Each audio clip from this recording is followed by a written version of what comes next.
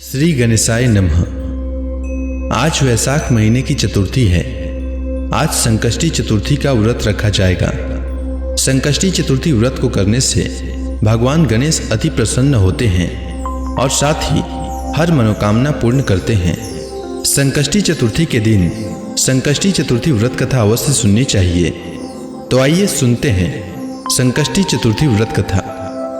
संकष्टी गणेश चतुर्थी व्रत की पहली कथा। एक बार देवता कई विपदाओं में घिरे थे।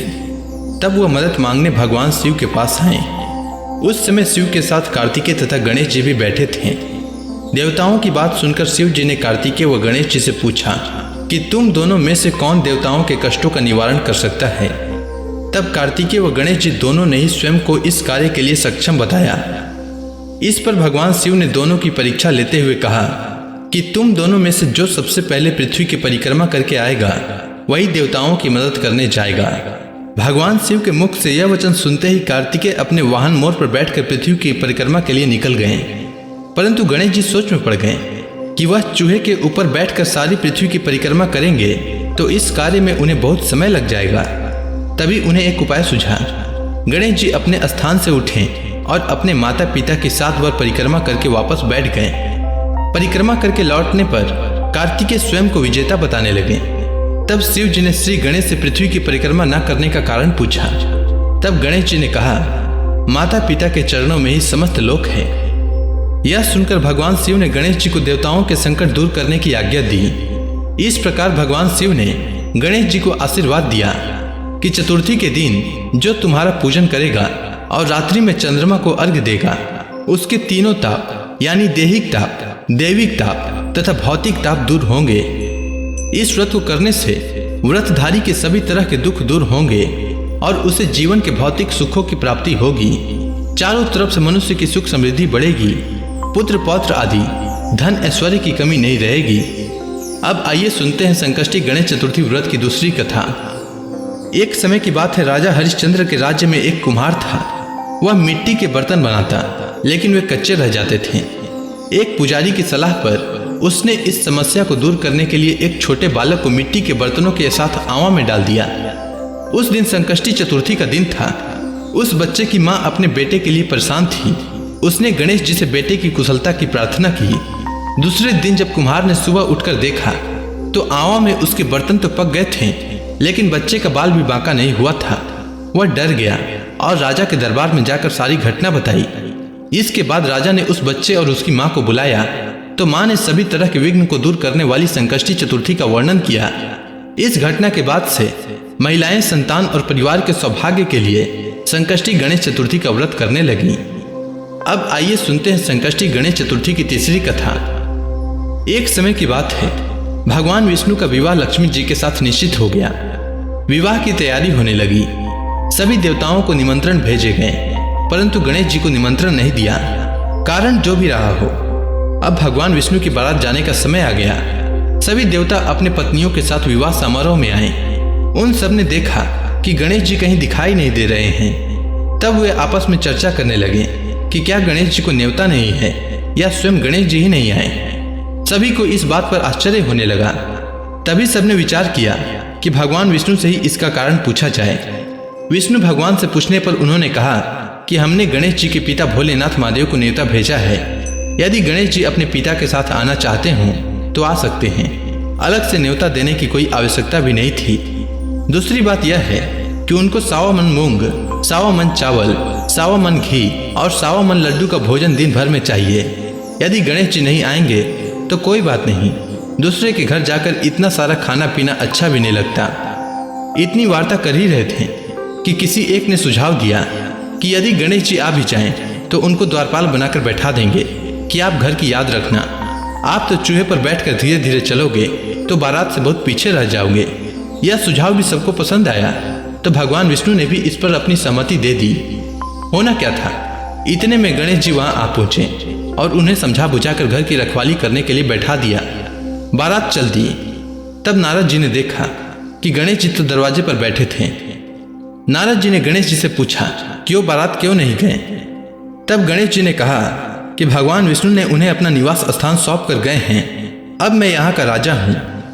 तब नारद जी हंसते हुए कहने लगे कि यह भी तो हो सकता है कि उन्होंने आपको द्वारपाल के रूप में यहाँ बैठाया हो। तब गणेश जी कहने लगे कि हाँ, विष्णु भगवान ने मेरा बहुत अपमान किया है। नारद जी ने कहा कि आप उदास न हों, आप अपनी मूषक सेना को आगे भेज दें तो वह रास्ता खोद देगी, जिससे उनके वाहन धरती में धंस जाएंगे। तब आपको सम्मान पूर्वक बुलाना पड़ेगा। अब तो गणेश जी अपनी मूषक सेना को जल्दी से आगे भेज दिए और सेना ने जमीन पोली कर दी। जब बारात वहां से निकली तो रथों की पहिए धरती में धंस गए। लाख कोशिश करें परंतु पहिए नहीं निकले। सभी ने अपने अपने उपाय किए परंतु पहिए तो नहीं निकले, बल्कि जगह जगह से टूट गए। किसी को समझ में नहीं आ रहा था कि अब क्या किया जाए। तब नारद जी ने कहा, आप लोगों ने गणेश जी का अपमान करके अच्छा नहीं किया। यदि उन्हें मनाकर लाएं तो आपका कार्य सिद्ध हो सकता है और यह संकट टल सकता है। शंकर भगवान ने अपने दूत नंदी को भेजा और वे गणेश जी को लेकर आए। गणेश जी का आदर सम्मान के साथ पूजन किया। तब कहीं रथ के पहिए निकले। अब रथ के पहिए तो निकल गए परंतु वे टूटे फूटे हुए थे, तो उन्हें सुधारे कौन। पास के खेत में खाती काम कर रहा था, उसे बुलाया गया। खाती अपना कार्य करने से पहले श्री गणेशाय नमः कहकर गणेश जी की वंदना मन ही मन करने लगा। देखते ही देखते खाती ने सभी पहियों को ठीक कर दिया। तब खाती कहने लगा कि हे देवताओं, आपने सर्वप्रथम गणेश जी को नहीं मनाया होगा और न ही इनकी पूजन की होगी, इसीलिए तो आपके साथ यह संकट आया है। हम तो मूर्ख अज्ञानी हैं, फिर भी पहले गणेश जी को पूजते हैं, उनका ध्यान करते हैं। आप लोग तो देवता गण हैं, फिर भी आप गणेश जी को कैसे भूल गए। अब आप लोग भगवान श्री गणेश की जय बोल कर जाएं, तो आपके सब कार्य बन जाएंगे और कोई संकट भी नहीं आएगा। ऐसा कहते हुए बारात वहां से चल दी और भगवान विष्णु का लक्ष्मी जी से विवाह संपन्न करा के सभी सकुशल घर लौट आए। हे गणेश जी महाराज, आपने विष्णु भगवान के जैसे कार्य सिद्ध किए, उसी प्रकार सभी के कार्य सिद्ध करें। अब आइए सुनते हैं संकष्टी गणेश चतुर्थी व्रत की चौथी कथा। एक बार भगवान शिव और माता पार्वती नर्मदा नदी के किनारे बैठे थे। वहां माता पार्वती ने भगवान शिव के साथ समय व्यतीत करने के लिए चौपड़ खेलने को कहा। शिव भगवान चौपड़ खेलने के लिए तो तैयार हो गए, परंतु इस खेल में हार जीत का फैसला कौन करेगा, यह प्रश्न उनके समक्ष उठा। तो भगवान शिव ने कुछ तिनके एकत्रित करके उसका एक पुतला बनाकर उसकी प्राण प्रतिष्ठा कर दी और पुतले से कहा, बेटा, हम चौपड़ खेलना चाहते हैं, परंतु हमारी हार जीत का फैसला करने वाला कोई नहीं है, इसीलिए तुम बताना कि हम दोनों में से कौन हारा और कौन जीता। उसके बाद भगवान शिव और माता पार्वती का चौपड़ खेल शुरू हो गया। यह खेल 3 बार खेला गया और संयोग से तीनों बार माता पार्वती ही जीत गईं। खेल समाप्त होने के बाद बालक से हार जीत का फैसला करने के लिए कहा गया, तो उस बालक ने महादेव को विजयी बताया। यह सुनकर माता पार्वती क्रोधित हो गईं और क्रोध में उन्होंने बालक को लंगड़ा होने और कीचड़ में पड़े रहने का श्राप दे दिया। बालक ने माता पार्वती से माफी मांगी और कहा कि यह मुझसे अज्ञानतावश ऐसा हुआ है, मैंने किसी द्वेष भाव से ऐसा नहीं किया है। बालक द्वारा क्षमा मांगने पर माता ने कहा, यहाँ गणेश पूजन के लिए नाग कन्याएं आएंगी, उनके कहे अनुसार तुम गणेश व्रत करो, ऐसा करने से तुम मुझे प्राप्त करोगे। यह कहकर माता पार्वती शिव जी के साथ कैलाश पर्वत पर चली गईं। 1 वर्ष के बाद उस स्थान पर नाग कन्याएं आईं।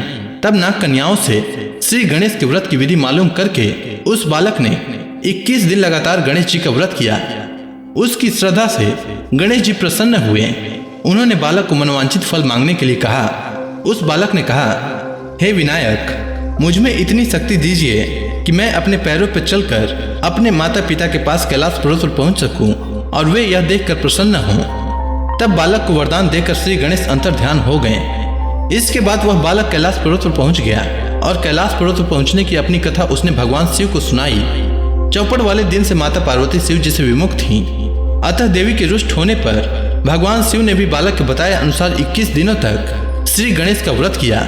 इस व्रत के प्रभाव से माता पार्वती के मन में भगवान शिव के प्रति जो नाराजगी थी वह समाप्त हो गई। तब यह व्रत विधि भगवान शंकर ने माता पार्वती को बताई। यह सुनकर माता पार्वती के मन में भी अपने पुत्र कार्तिकेय से मिलने की इच्छा जागृत हुई।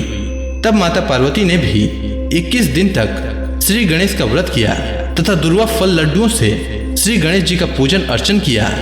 व्रत के 21वें दिन कार्तिकेय स्वयं माता पार्वती जी से आ मिले। उस दिन से श्री गणेश चतुर्थी का यह व्रत समस्त मनोकामनाओं की पूर्ति करने वाला व्रत माना जाता है। इस व्रत को करने से मनुष्य के सारे कष्ट दूर होकर मनुष्य को समस्त सुख सुविधाएं प्राप्त होती है। तो प्रेम से बोलिए भगवान श्री गणेश की जय।